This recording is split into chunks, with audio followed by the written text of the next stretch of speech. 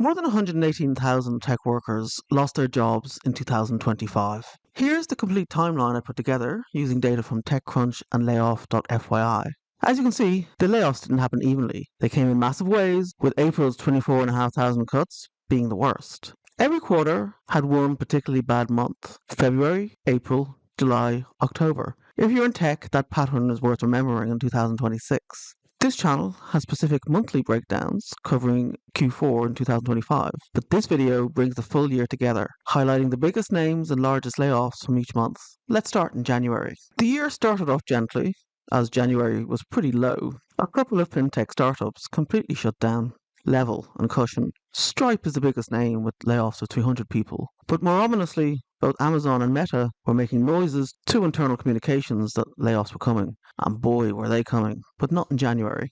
February was the big layoff month for the first quarter of the year. That's about 16,200 tech professionals being laid off. Workday is a big one here with 1,750 layoffs. Reports say that Salesforce was 1,000 layoffs. Their CIOs all talk about AI.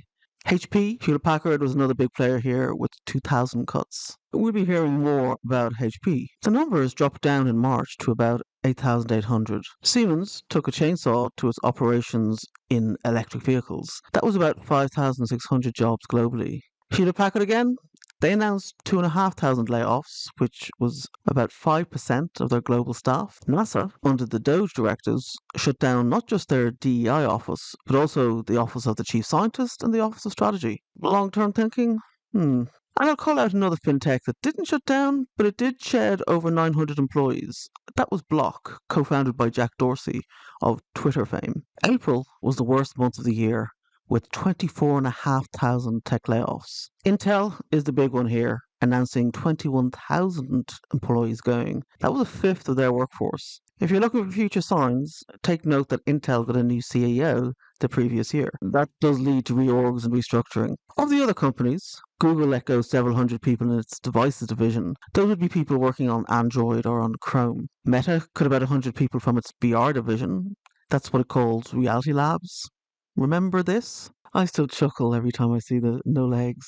May wasn't the bloodbath of April, but it was still significant, with 10,400 layoffs. Microsoft was the largest contributor here, with 6,500 positions going. CrowdStrike, the cybersecurity crowd, cut 5% of its total workforce. That was about 500 people. In terms of PR, it had had a bad summer in 2024 when it rolled out an update that hit Microsoft Windows. Airports, banks, hotels all hit bad by that and making national news. Amazon had a trickle go from its devices division. That would be Alexa and Echo. It let go about 100 people. June became the lowest month at 1,600 people.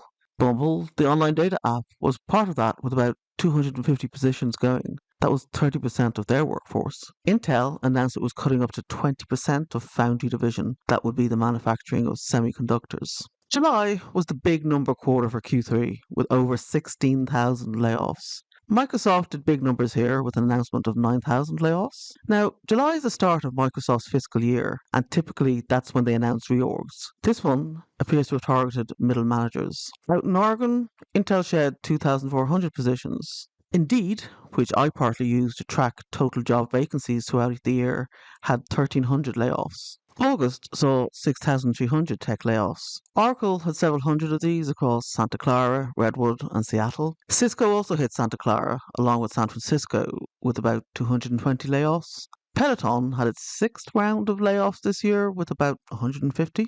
And do you remember Windsurf, that was big in AI coding? A small company, but they laid off 15% of employees. What seems to have happened there was that Google hired or poached, or whatever word you want, some of their core tech staff, and the future for the rest is rocky. September had about 4,100 tech layoffs. Oracle said, hold my beer to August, and laid off another 350 positions between San Fran and Seattle. Salesforce kept talking AI and shed 260 positions in San Francisco.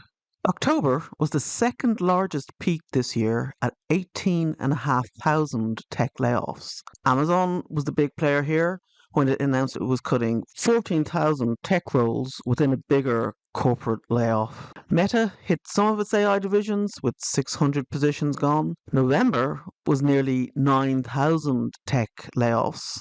Hewlett-Packard is back again in 2025. They are Repeat offenders, they gave an announcement that they would shed 4 to 6,000 jobs. Synopsys, a company that makes tools for silicon chip design, announced a cut of 10% of their global workforce.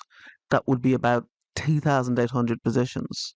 Well, after a year like that, which was just wave after wave of announcements, we needed a little bit of a break. December, although it wasn't completely free of layoffs, so thankfully it was the lowest month of the year with just 300. Although if you're one of those 300, of course, that's really tough. Most of those, about 200, were with Mobileye that make chips for the robot taxi style of autonomous cars. Of the remainder, Amazon is the biggest contributor, with 100 layoffs in Bellevue and Seattle. So that was a quick fire review of tech layoffs in 2025. We'll continue to cover layoffs through 2026, so subscribe to the channel not to miss the content.